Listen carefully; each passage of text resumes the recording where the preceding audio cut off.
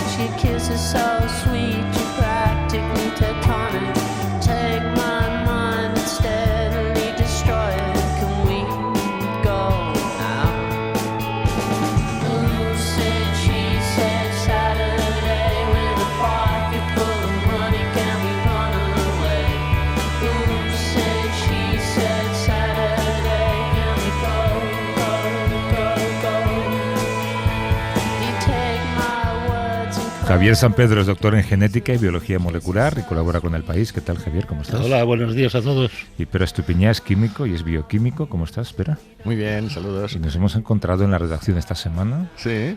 Entre semana, digamos, porque algo se está fraguando. No vamos a decir aquí. Sí, ¿No lo decimos?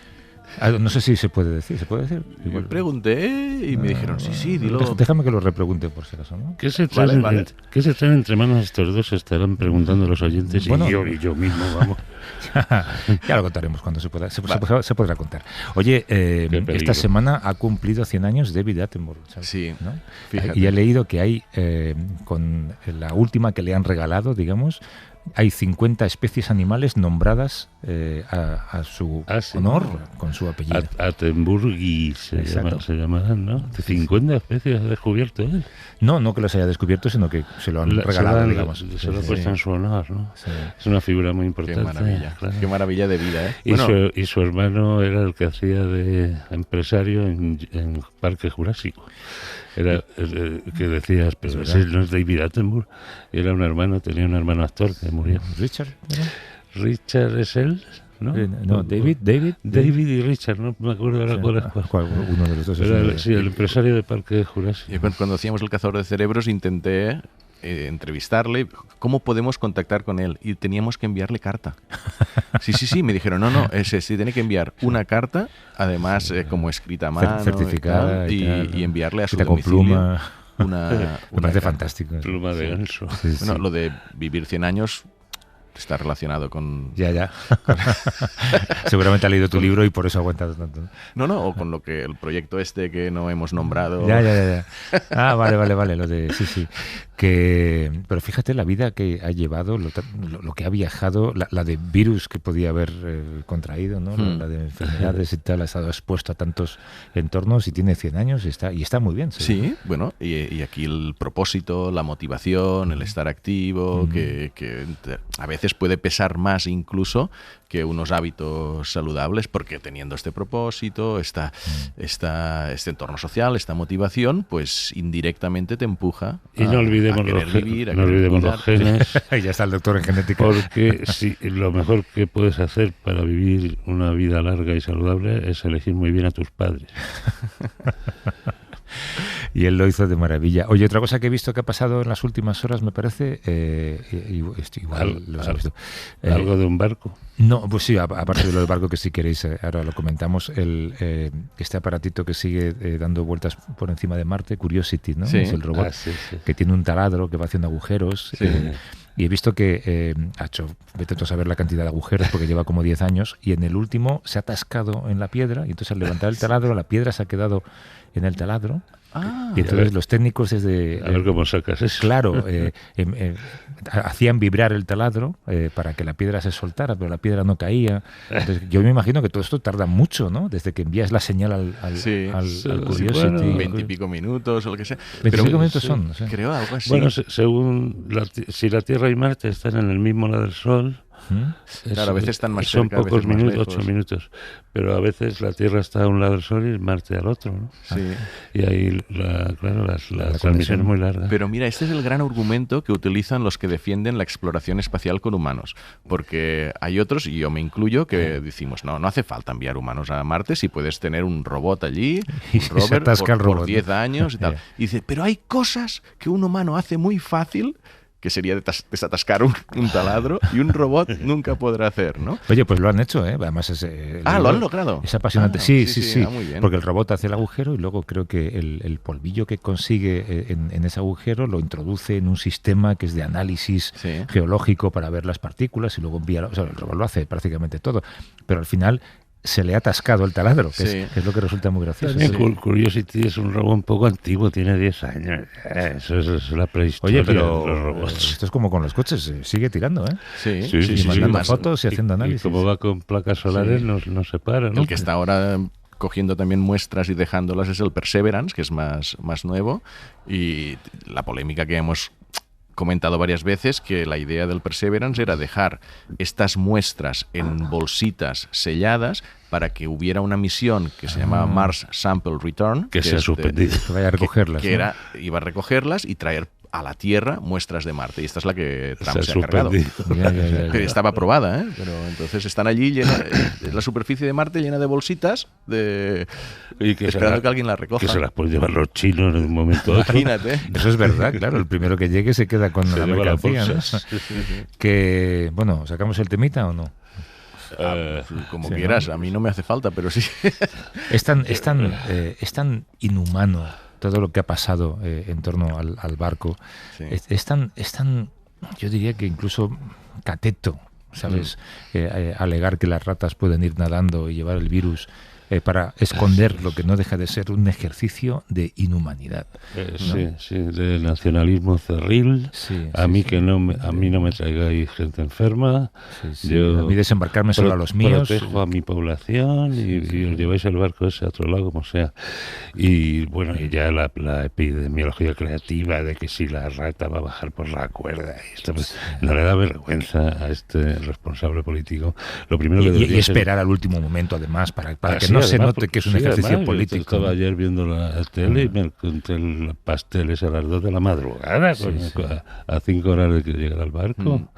Y esos 140 y tantos pasajeros, ¿qué propone este responsable o irresponsable político que hagamos con ellos? ¿Cuál es su propuesta? Aparten de mí esos cuerpos infectados, ¿no? pero o sea, pero ¿a dónde vamos a llegar?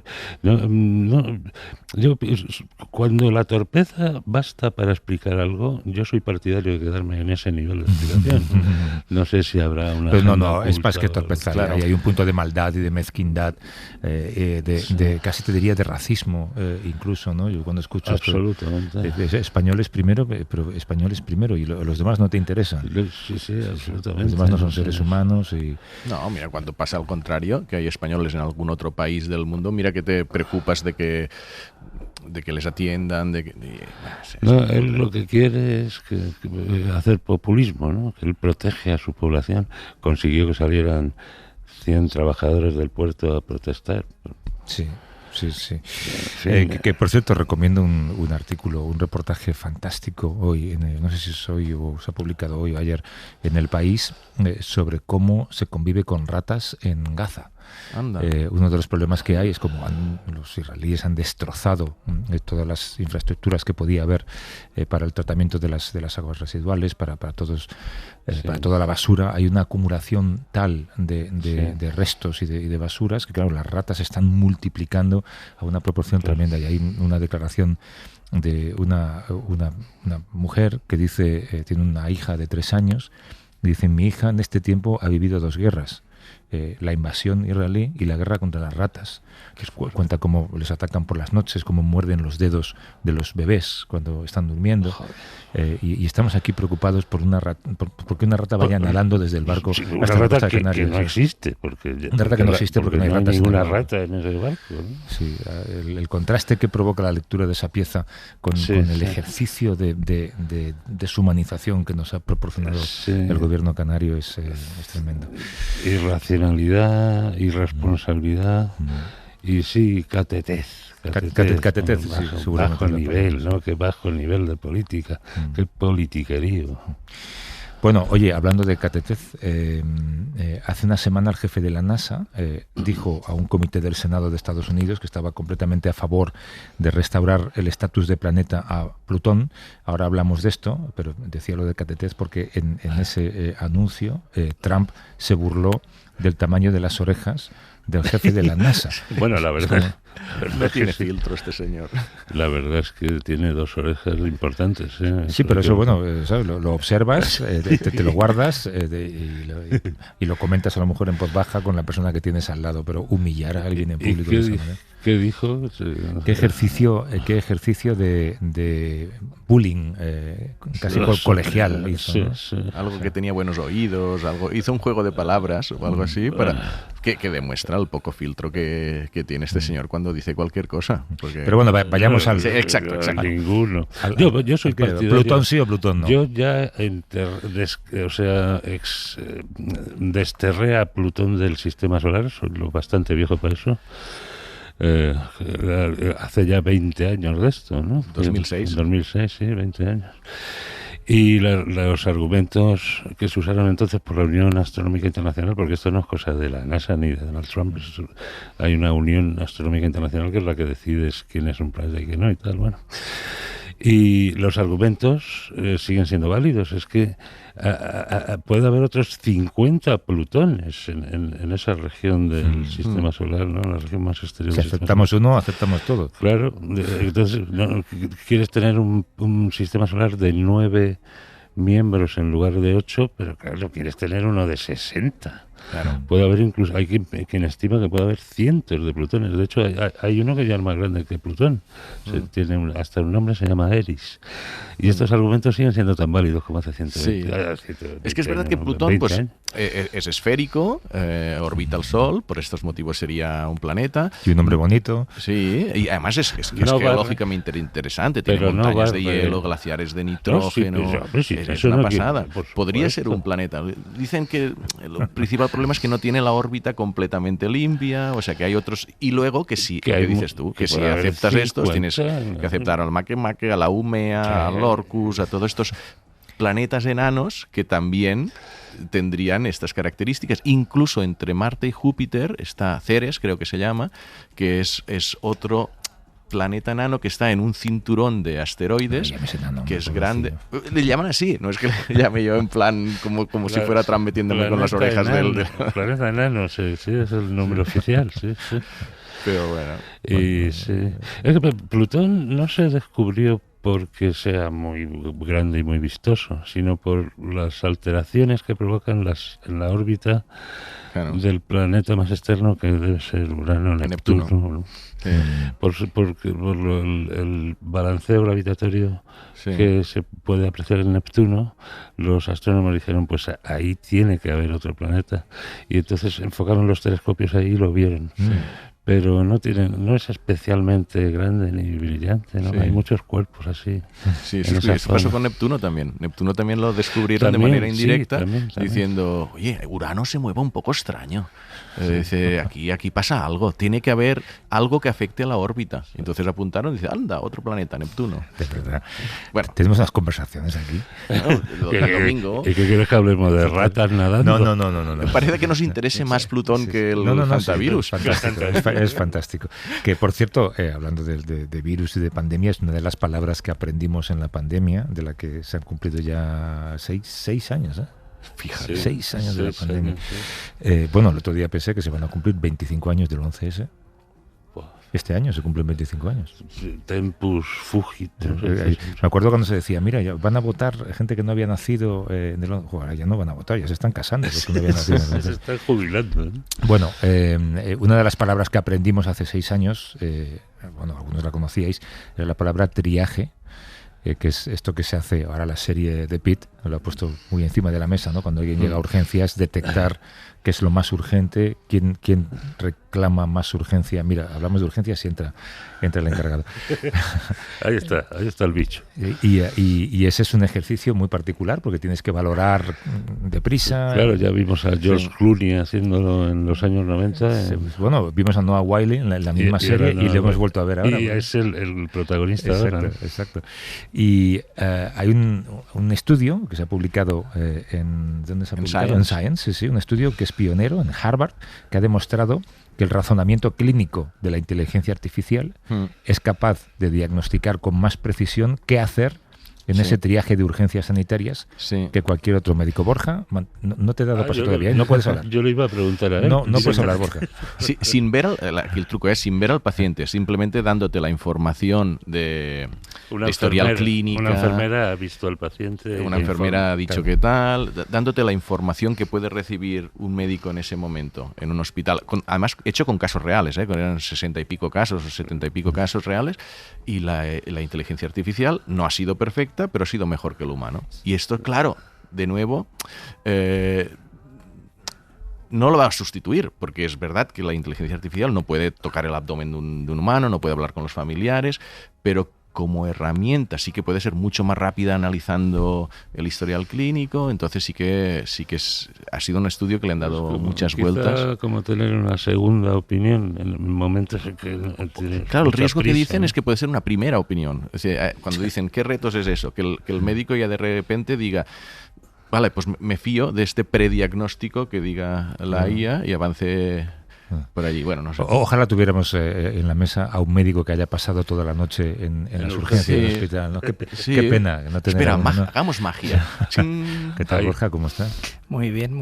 Joder, ¿Vienes directo del hospital? Vengo directo, sí. Sí, podría haber utilizado estas herramientas para los pacientes de esta noche. ¿Qué te ha pasado? Cuéntanos. No, nada especial, pero bueno, que la noche ha sido por movidita. Ejemplo, una noche cualquiera, cuéntanos que esta noche cómo ha sido. Una noche cualquiera. ¿Qué enfermedades has detectado? Claro, nosotros sobre todo, yo principalmente en mi especialidad lo que vemos es o pacientes normalmente de diálisis, de los tipos de diálisis que hay, o pacientes trasplantados renales que vienen por cualquier causa a la urgencia y nos llaman para ver, da igual por lo que vengan, siempre somos como lo que llamamos nosotros primera llamada, ¿no? Que es valoramos al paciente de inicio porque como las características de estos pacientes son un poco diferentes a los que no tienen enfermedad renal, y luego pacientes que deterioran la función del riñón por cualquier causa, partiendo de una función renal normal, ¿no? Esas son las causas. Entonces, bueno, lo que me ha tenido en vela esta noche es lo segundo, un paciente que ha deteriorado función renal bastante acusada por una infección importante. ¿Y está mejor? Mucho mejor. Sí, mucho mejor, la verdad. Esta mañana estaba, parecía otro, de hecho. Pero vosotros supongo que después de una noche comentáis, pues es que hoy ha habido un accidente de tráfico y han llegado 4, ha habido, 3 infartos, no sé. Claro, nosotros tenemos, aparte de monitorizado el hospital todo el rato a través del sistema informático, se hace mucho networking en el comedor. A la hora de comer y a la hora de cenar, ahí es cuando aprovechamos mucho para hablar de... Sí, oye, ¿cómo está la urgencia? ¿Cómo vais? ¿Qué tal lo lleváis? Y el diagnóstico diferencial se hace en el bar, ¿no? Sí, también, pues imagínate, ¿no? Si nos dicen de la urgencia, esto está a reventar, pues bajamos y echamos una mano, que tampoco hay ningún problema por hacer eso, ¿no? Entonces vas midiendo un poco cómo está la situación del hospital todo el rato. Al final es una mini ciudad, te vas cruzando todo el rato a todo el mundo, ¿no? No estás en el servicio de urgencia, sino en nefrología. Yo estoy en nefrología, en mi planta. Por si se te necesita, ¿no? Claro, pero es que nosotros normalmente también, normalmente no siempre, tenemos una planta de hospitalización que tenemos 12, 15 pacientes ingresados y por eso hace falta tener un nefrólogo de guardia, además de pacientes dializándose todo el rato, ¿no? Entonces ese es el fundamento de tener un nefrólogo. Y luego además para las urgencias. De hecho, las mañanas de fin de semana son bastante estresantes porque tenemos que ver a todos los pacientes ingresados, a los pacientes que se están dializando y estar atentos a cualquier cosa que pueda pasar. Si viene un paciente muy malo por la mañana, por ejemplo, y estamos justo haciendo el pase, que todavía casi no te ha dado tiempo a hacer nada, pues aquello se convierte en un poco agobiante porque, claro, te queda todo por hacer, pero el urgente corre más prisa, ¿no? Oye, pero estás aquí, o sea, has terminado la guardia, ¿no? No estás faltando. Sí, no me he traído el Busca, que estaba a punto de traérmelo encima porque lo llevaba en el bolsillo. Pero todavía es ese. No, es un móvil. Ah, es un móvil. Sí, es un móvil, pero lo llamamos Busca. Pero lo llamáis el Busca. Sí. ¿Y te lo pones en el cinturón para que parezca antiguo? No, lo llevo aquí. Junto a la placa de sheriff. Sí. Pero oye, este triaje, ¿cuánta gente participa en el triaje? ¿Quién toma la decisión final? En el triaje normalmente de los hospitales, una persona. Y dependiendo un poco ¿De qué especialidad? Claro, dependiendo un poco del hospital, puede ser un médico o puede ser una enfermera. Lo que pasa que el triaje al final es un poco como lo que pasa cuando llamas a la emergencia, que funciona también por síntomas, por palabras clave y está muy esquematizado. Y de ahí sacas, normalmente se hace el triaje de Manchester, por colores la prioridad del paciente. Eso no implica ni que haya asistencia o que no la haya, el paciente del triaje no se va a casa, ¿no? Lo que te marca es la velocidad. Y somos muy conservadores en eso, la prioridad, claro. Prioridad nacional. Y siempre somos muy conservadores. Ante la duda, sube un escalón en prioridad. Aunque luego digas, bueno, me parecía que era esto y al final no pasa nada, lo has atendido antes, ¿no? Claro. El triaje es fundamental porque al final, claro, imaginaos en la época de gripe del hospital, que hay en la urgencia 400 pacientes. Pues ahí tienes que priorizar. ¿400? ¿Estás haciendo un número? No, claro. En la Princesa, por ejemplo, se atienden entre 300 y 400 pacientes al día. ¿En serio? Sí. ¿Pero hay una sala de espera para 400 personas? No a la vez, sino durante 24 horas, pero sí, en la sala de espera caben perfectamente, a ver, lo estoy calculando así un poco a lo loco, pero más de 100 personas seguro. Y yo la he visto con gente de pie. Bueno, pero no es que la veo habitualmente con gente. El enfermo. Y entonces imagínate cuando pasa un médico por delante, pues yo qué sé, si yo tengo que pasar, nosotros, la recepción de la urgencia está allí, ¿no? Entonces paso para firmar la guardia, que se firman ahí en la guardia como de cheque que has entrado. Los y entonces de repente, claro, imagínate, ven un médico y ¡bum! Claro. Sí. Pero bueno, sí, claro. Hay que ponerse en su piel, claro. Estoy pensando en la película, en la serie esta de The Pitt, hemos hablado alguna vez, ¿no? Supongo que será parecido. Es lo suyo. Es relativamente grave, espere usted un par de horas, ¿no? Sí, hombre, nunca le dices al paciente lo que tiene que esperar, porque eso no lo podemos saber, pero sí, claro, el problema de los pacientes muchas veces es la impaciencia, ¿no? Porque claro, están allí, ven que pasan otros pacientes por delante, y yo siempre les digo, pero es que esto no es ir a la cola del súper, porque claro, el paciente que a ti te está pareciendo que está pasando por delante es que igual está infartado. Claro. Y tú has venido porque tienes pues un esguince que yo no digo que no sea un criterio para ir a urgencia, pero desde luego no es prioritario. Morir, claro. Entonces el triaje tiene importancia fundamental y la IA en eso, claro. De hecho ahora hay algún programa incluso que ya no solo predice el tiempo que vas a estar en la urgencia, la gravedad, sino hasta los días de hospitalización, que eso es súper interesante también. Claro. Eso lo hacéis, ya lo tenéis. No lo tenemos, pero están en desarrollo. Yo ya he leído algunos papers en relación a eso. Y aciertan muchísimo, porque ya tienen muchos más datos clínicos, ¿no? Porque cuando tú ingresas al paciente ya tienes todos los datos clínicos para poder estimar el tiempo que va a estar el paciente ingresado.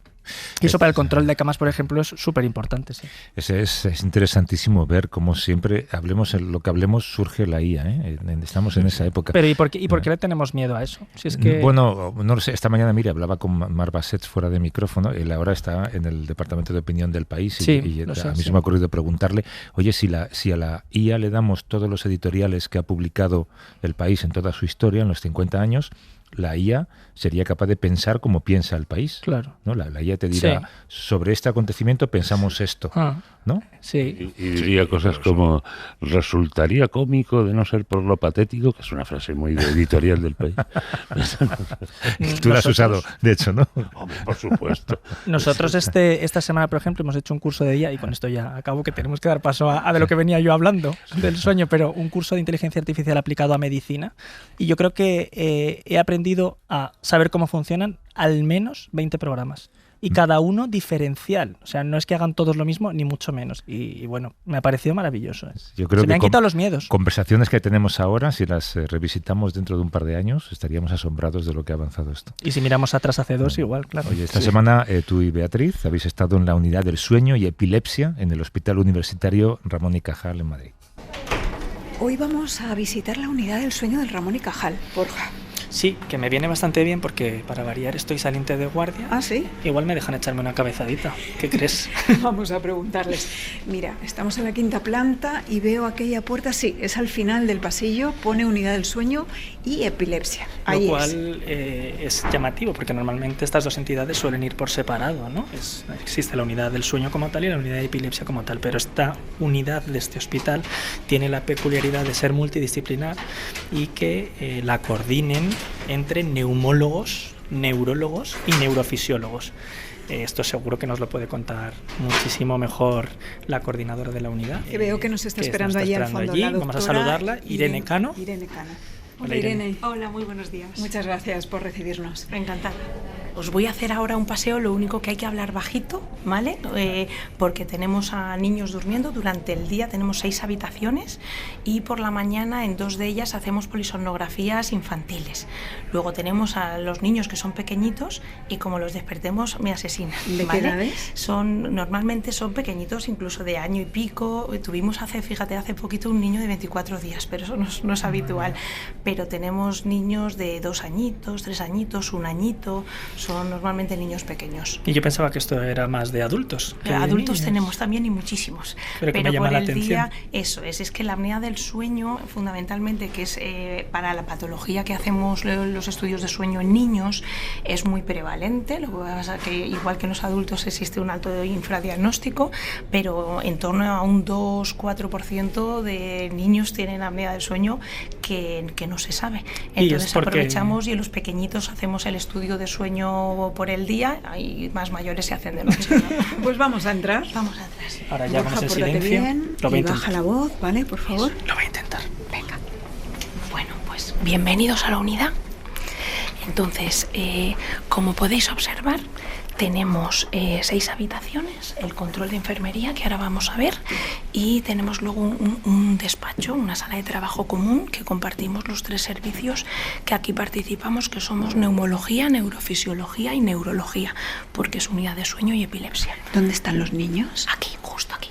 Aquí, Tenemos a esta nuestra primera derecha. habitación y luego en la siguiente habitación, que son las 6 y la 5. ¿Y cómo conseguís que se queden dormidos por el día? Porque son las Con 12 mucha de la paciencia, mañana. Con mucha paciencia y porque llevan privados de sueño desde las 4 de la mañana. Los pobres niños y los pobres papás, claro.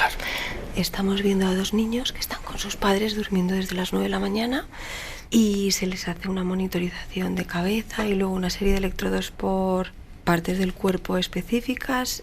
Y bueno, se ponen a dormir y hay que estar vigilando una serie de parámetros. ¿Y qué señales de alerta tienes tú aquí? Pues en realidad son estudios para ver apneas, básicamente los de hoy. Se hacen pausas para luego, bueno, pues decidir los médicos qué tratamiento es el mejor. Se te despierta mucho, ¿no? Pues uno le ha costado mucho y el otro bastante bien.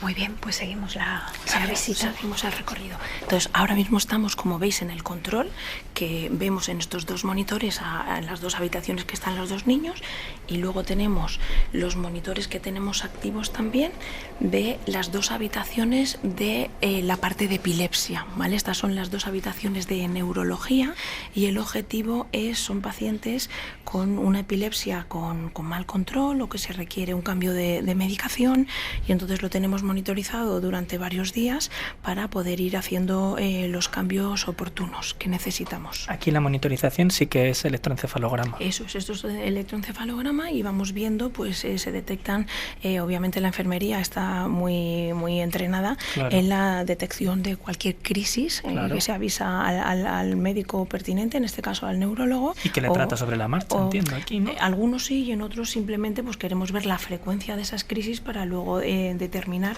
el tipo de medicación que se le va a modificar. Y luego tenemos en estos dos otros monitores, serían los estudios de las otras dos habitaciones, que son los pacientes de neumología.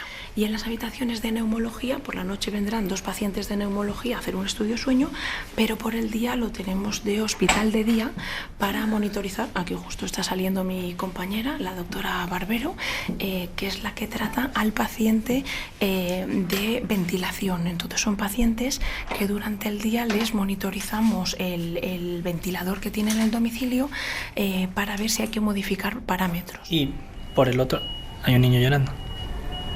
Sí, puede ser. Lo hemos despertado igual. Yo creo que mejor. Yo creo que no, estamos hablando bajito. Vale. Vamos a ver los monitores. Fuera, sí, está llorando, efectivamente. Se ha despertado. Pues seguimos fuera, si os parece. Vamos a salir, ¿vale?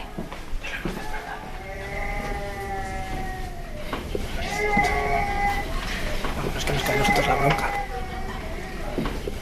Te quería preguntar, claro, el problema de no diagnosticar son las consecuencias que tiene este tipo de enfermedades, que por ejemplo son... Por ejemplo, en la apnea del sueño, que es de lo que estábamos hablando, pero del sueño en general, una fragmentación del sueño, tienen muchas consecuencias a largo plazo, que esto es lo importante y lo que el paciente a priori no es capaz de ver. Es decir, una apnea del sueño se asocia a mal control de la tensión arterial, mal control del azúcar, mal control del colesterol, mayor probabilidad de tener arritmias cardíacas y mayor probabilidad de infartos tanto del corazón como de la cabeza, de un ictus. Y los últimos estudios que estamos haciendo parece que también existe una asociación con el cáncer. Y luego aquí afuera del pasillo tenemos lo que es la unidad de sueño domiciliaria, por así decirlo. Es decir, tenemos un alto volumen de pacientes. Nuestra área sanitaria comprende 600.000 habitantes, que es la mayor área sanitaria de Madrid, y el volumen que tenemos con todas estas cifras que estamos hablando es altísimo. Pues visita concluida, Borja, te dejo que te vayas a dormir. Pues sí, la verdad que me han dado ganas de meterme en la cama, así que allá con voy. Los niños. Total. Que tengas buen descanso. Muchas gracias. Tú sí, pero al pobre niño que habéis despertado... Y había solo 2 y uno se despierta. O sea, habéis fastidiado al 50% de los pacientes. Madre mía, pobrecillos. Qué vergüenza. Se durmió enseguida, ¿Sí? Sí. Seguro. Oye, es que lo habían despertado a las 3 de la mañana, el pobre crío. Ya, a las 4 han dicho sí. Y tú otra vez a las 12 de la mañana le despertaste. Bueno, había dormido ya unas orillas más. Sí, vale. Yo también iba sin dormir casi. Eso te iba a decir, tú eres un paciente cero también. Ana Teijeira es neurofisióloga en el Hospital Universitario de Toledo, es experta en sueño y es miembro de la Sociedad Española de Sueño. ¿Qué tal, Ana? ¿Cómo estás? ¿Qué tal a todos? Buenos días. ¿Qué tal estáis? Especialmente a Borja, que estará hecho polvo, supongo. Tenía que verle, está hecho un cisco. Las ojeras. Es un tío joven, hombre. Da pena verlo. Da pena verlo. ¿Tú qué tal duermes, Ana? Yo duermo muy bien, por suerte. Pero sabemos que a nivel poblacional cada vez hay más personas que duermen mal, ¿no? Entonces, pues por el momento esto no me quita el sueño, porque precisamente trabajo para que la gente duerma bien, pero es algo que hay que tener en cuenta y que en algún momento me podría quitar el sueño. De hecho, has dicho por suerte, porque como decía Javier, una parte será genética, ¿no? Sí, sin duda. Sabemos que una parte muy importante es genética, pero luego probablemente la parte más importante del dormir bien o mal es ambiental.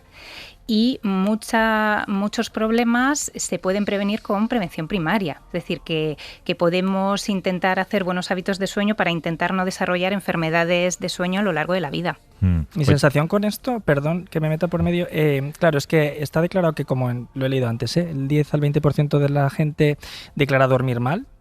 Se etiqueta demasiado rápido de insomnio y se pasa a tratar demasiado rápido, ¿no? Supongo que tú tienes mucha más experiencia que yo en esto, pero yo tengo un montón de gente alrededor que siempre dice, estoy durmiendo un poquito mal, ¿por qué no me das una pastillita de estas tipo lorazepam, ¿no?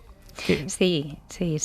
De hecho, el insomnio es un diagnóstico que tiene unos criterios. No todo el mundo que duerme mal tiene insomnio, ¿no? Esto para empezar, porque si no, sería una auténtica pandemia.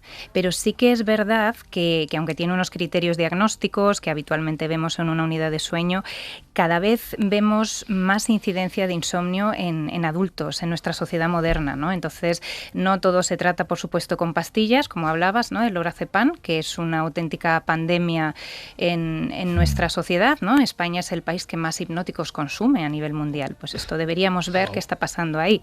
Pero aparte de eso, es algo que no todo el mundo que duerme mal tiene insomnio, ¿no? Entonces, para eso estamos, como decía también antes Irene, que hablaba de trastornos respiratorios de sueño, para eso estamos en las unidades de sueño, para ver por qué duermes mal, qué está pasando ahí. Claro, lo primero que habría que definir es qué es dormir mal, ¿no? El otro día escuché también a un médico decir que, hombre, no puedes esperar dormir como si estuvieras anestesiado con propofol toda la noche. Dormir mal es, no sé, despertarte unas cuantas veces puede ser normal incluso, ¿no? Sí, de hecho yo, fíjate, le daría la vuelta ahí a la tortilla, Javier, y os preguntaría qué es dormir bien, ¿no? Que es un poco, porque todos sabemos que dormir es necesario, pero tampoco nos planteamos qué es dormir bien.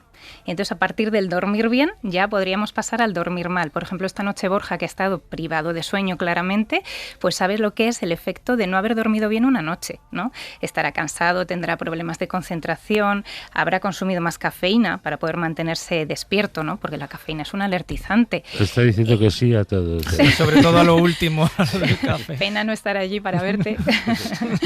Pero claro, sabemos o conocemos los efectos de lo que es privarnos de noche privarnos de sueño una noche, sea por necesidades laborales o porque haya salido de farra, ¿no? Que todos lo hemos pasado alguna vez en nuestra vida. Mi sensación subjetiva es justo lo de la capacidad de concentración. Yo cuando me levanto y he dormido mal por lo que sea, donde más me impacta es en la capacidad de concentración, y ahí es cuando digo, he dormido mal. Pero exactamente. Luego, todos los que ahora mismo estamos dudando de si dormimos bien o dormimos mal, ¿en qué nos debemos fijar para saber si tenemos un problema o no? ¿Cuántas veces tienes que despertarte por las noches para poder decir por la mañana que has dormido mal? Sobre eso yo puedo dar una conferencia, porque los que estamos de la próstata, pues tú, son media docena de veces que te tienes que levantar, ¿no? Bueno, vamos a dejar este sector de la población al margen. Bueno, pero es imposible para nosotros, es imposible dormir bien. Pero es muy importante de hecho entender que el sueño varía a lo largo de la edad. Y esto, nosotros, es nuestra función también como profesionales de la salud, explicaros cómo varía a lo largo de la edad. Porque un recién nacido duerme 16 horas, ¿no? Pues para hacer madurar el cerebro. Un adolescente 20. ¿No? Que eso probablemente sería patológico, no es normal. Y porque un adulto ya en edad madura, pues igual duerme 6-7 horas con lo que llamamos fragmentación del sueño, que es eso que decís, esos despertares. Entonces la pregunta es muy buena. ¿Cómo sé yo que estoy durmiendo bien? ¿Cuántos despertares tengo que tener? ¿No?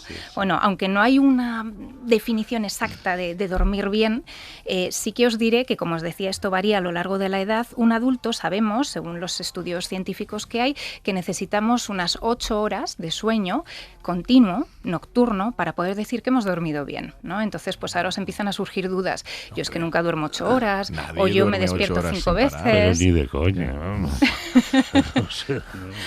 Bien, pero plantearos entonces, después de esta definición o de estas horas, ¿por qué ese sueño no es suficiente en vuestro caso? Pues porque me despierto por la próstata. Bueno, pues ahí hay un factor externo, sí, eso es, que me está haciendo despertarme para hacer pis. O porque me despierto pues porque tengo niños pequeños como yo, que ahora mismo están en la edad de las pesadillas, y zasca, otra pesadilla a la noche, despierta la mamá. ¿Hay una edad de las pesadillas?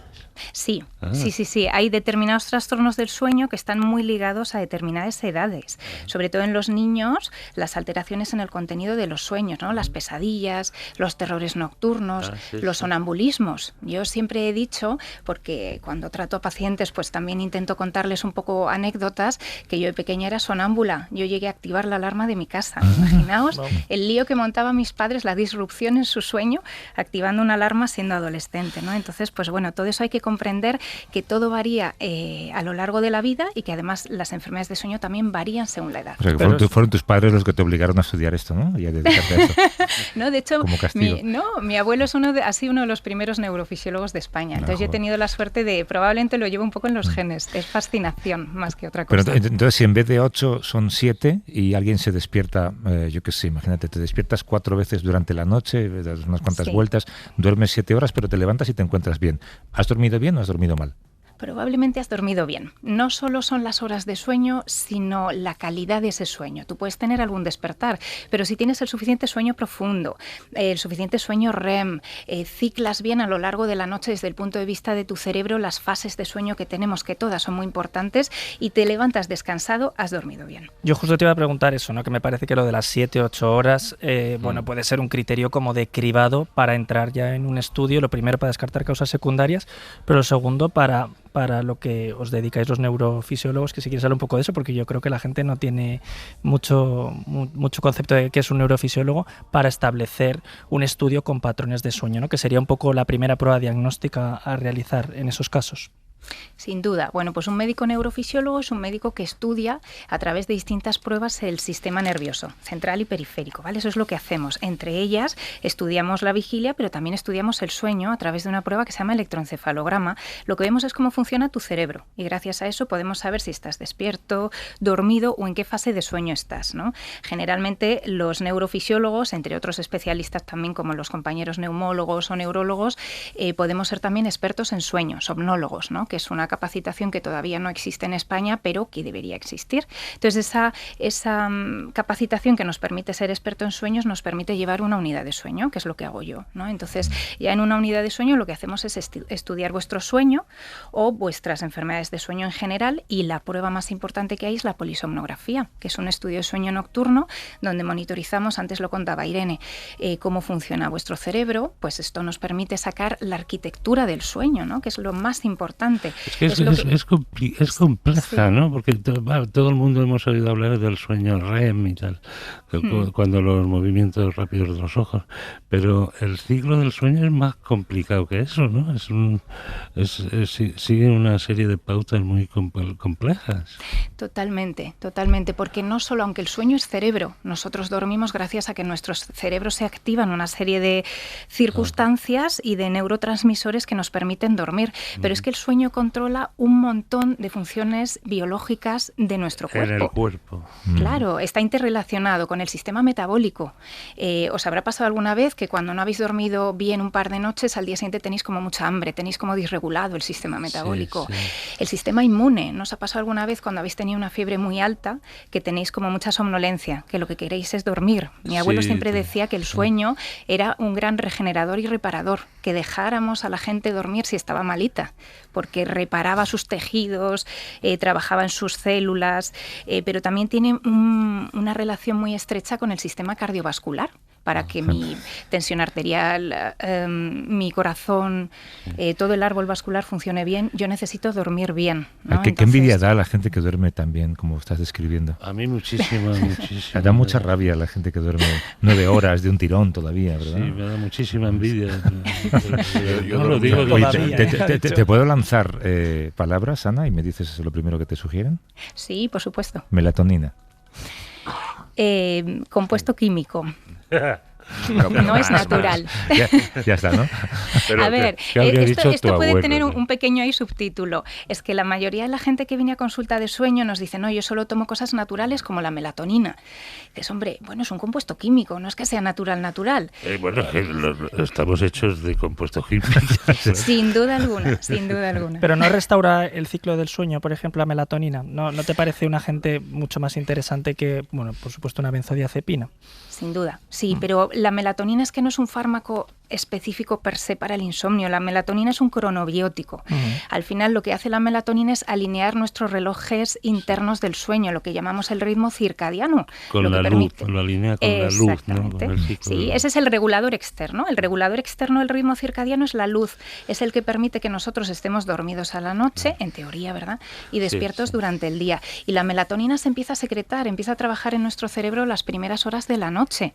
Y esto es para promover el sueño. Es un grandísimo grandísimo promotor del sueño. Entonces, sin duda, es un tratamiento que bien hecho, a la hora exacta y utilizado como cronobiótico, como un reloj, puede mejorar la calidad del sueño. ¿Por qué? Pues porque sabemos que a partir de los 50-55 años empieza a caer la melatonina en el cerebro. Pero entonces sería bueno más bien para regular, para jet lag, por ejemplo, que para dormir profundamente, claro.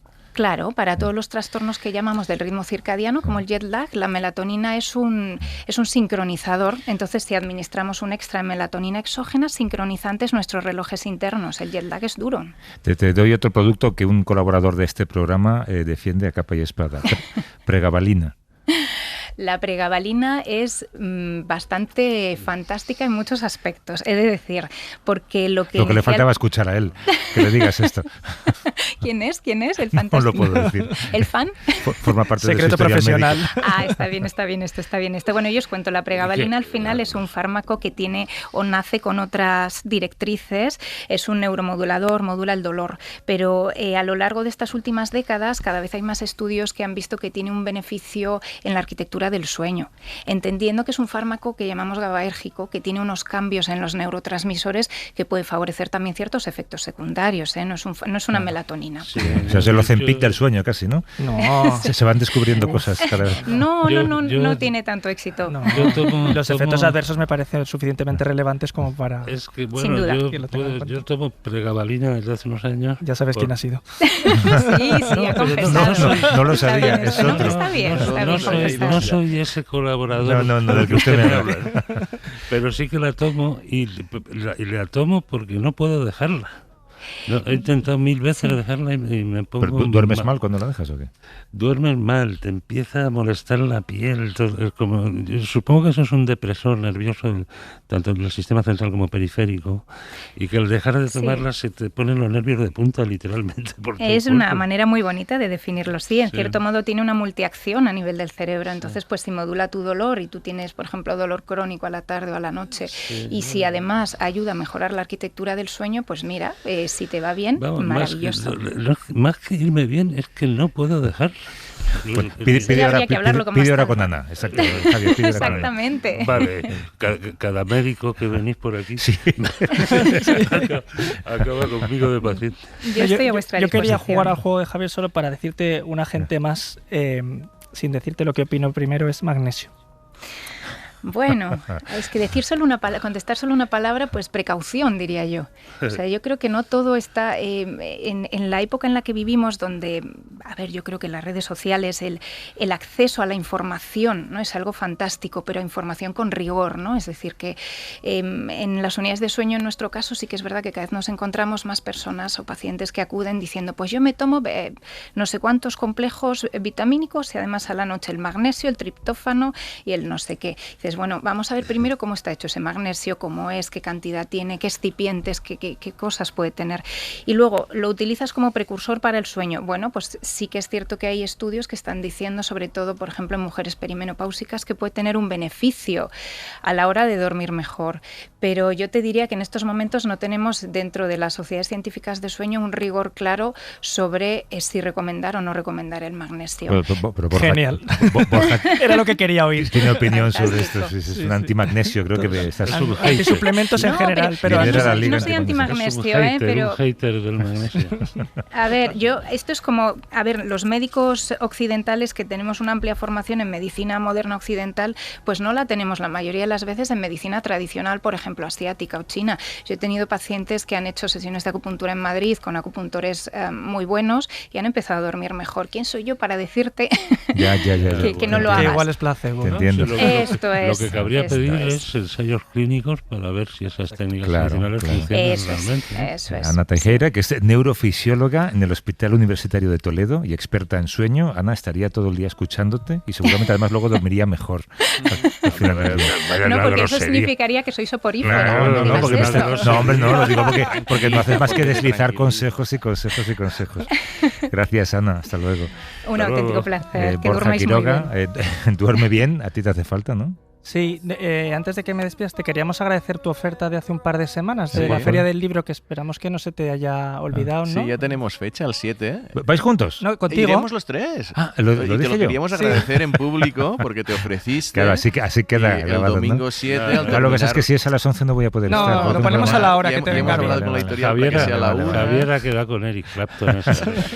Hasta luego, Pera, Javier, Borja. Chao. Wherever I go,